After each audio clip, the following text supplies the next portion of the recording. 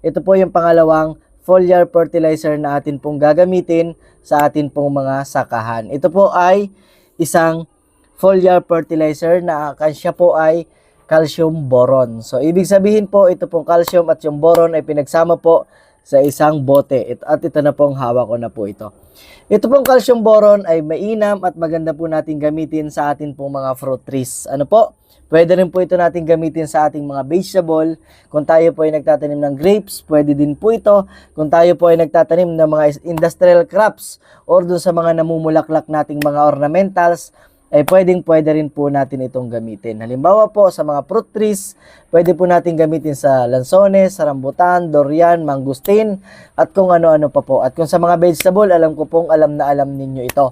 So, halimbawa po sa fruit trees natin ito gagamitin, for example po ay sa lansones or sa durian. 3 beses lang po natin itong gagamitin. Una po, bago mamulaklak. Pangalawa, pagkatapos na po yung pamumulaklak, pag ito po ay nagpo-form na or nagkakaroon na po ng bunga, lumalabas na po yung bunga, yung fruit, pwede po natin itong applyan. At yung pangatlo po, kapag po siya ay nahihinog na. Kapag po siya ay nagpapalit na ng kulay, for example, yung mangga, kulay green yan kapag hilaw.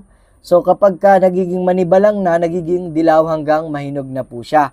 At ang maganda po, dahil po itong calcium boron ay meron niyang calcium, kapag po ito inaspray natin dun sa, halimbawa po ay lumalabas na yung kanyang fruits, ito po kasi ang ginagawa nito ay pampatibay din, pampatibay ng kapit sa mga sanga para hindi po malaglag. Ganun din po yung mga bulaklak ng atin po mga fruit trees. Ganun din po sa ating mga ornamentals.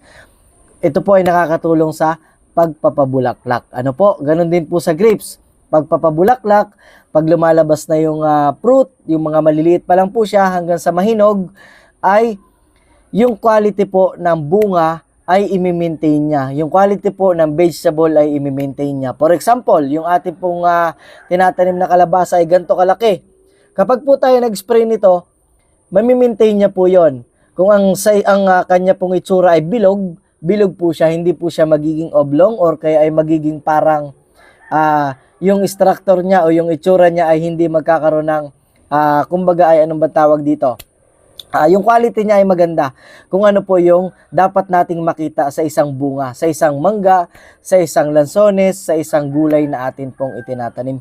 Mini-maintain po nito yung structure ng isang prutas, ng isang bunga ng gulay na atin pong itinatanim. Kaya po, kung kayo po ay naghahanap ng calcium boron, meron po ang Agway Chemical Corporation. Pwede natin itong mabili sa atin po mga suking agricultural supply or kung wala naman sa